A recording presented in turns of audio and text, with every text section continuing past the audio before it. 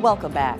Power plants located across Georgia generate electricity for millions of residents. During the day, when everyone's pulling on the grid, plants generate more energy. At night, when loads are lighter, plants generate less.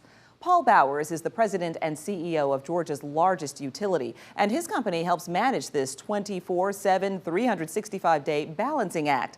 But aside from making sure residents get the juice they need, he's also giving a boost to Georgia's educational system.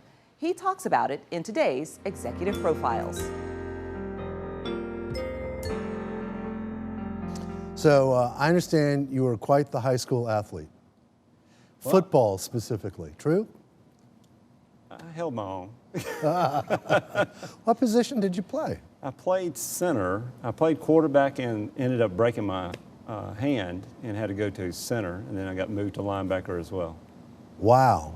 Did you play basketball also? No, I played baseball. So baseball and football were your two sports? That was it. Interesting.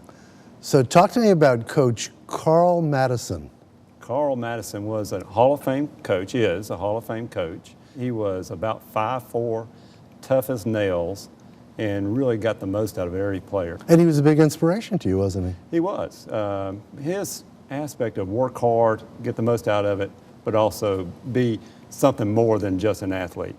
Give back, be involved in some of the activities around the school. So he kind of instilled that in all the players early on. So you go to the University of West Florida? Well, I had a football scholarship. So I actually played college football in Mississippi and then got injured in a game and had to come back and finish up my career in college at University of West Florida. And did you have any clue as to what you were going to do at West Florida? I really did have a focus on going into law school, but I met a young lady, and that became ultimately my wife, and my goal then became graduate and get a job. So love conquered all. It did. And you get out of school, and... Well, and when I graduated with my bachelor's, I started on a master's degree. And when we started pursuing that, my wife had become a teacher within the school system in Escambia County. And before I knew it, she came home one day and said, "Surprise, you better get a job." So I had to go get a job. And our first child was on the way. That's some job you got. You were in marketing for Gulf Power? That's exactly right. So the first opportunity is going into the marketing organization. And then Gulf Power endeavored, after I was there 10 months, endeavored into a national platform for helping other utilities to get into marketing and energy efficiency and things like that. And I got pulled into that role, like I said, after 10 months. 35 years. That's right. 13 different jobs. That's right. Talk about the road to success for you, would you? The opportunities that were afforded me, what really was in Gulf Power at an early age. I got to become a director, and we had a great organization from there. And then I got the call in 1990 to consider going to New York or going to Georgia Power. New York was our investor relations office, to be the vice president up there, and then had the opportunity to come to Georgia. So in 1990 came to Georgia. 2007, I got David Ratcliffe, the chairman, called me and said, "Hey, I want you and Tom Fanning to swap jobs. You go to CFO and Tom goes to the operations job." So that's history. Talk about the part where you go home and tell your wife we're moving again. How do you do that? Well, I couldn't do it one time. I don't know how you do it 13 times. Well, the first move was probably the most difficult because you have family and friends, right, people you grew up with, and that move is always the most difficult. Moving to Atlanta was the greatest thing for our family. Our children saw the possibility in terms of broadening their horizon.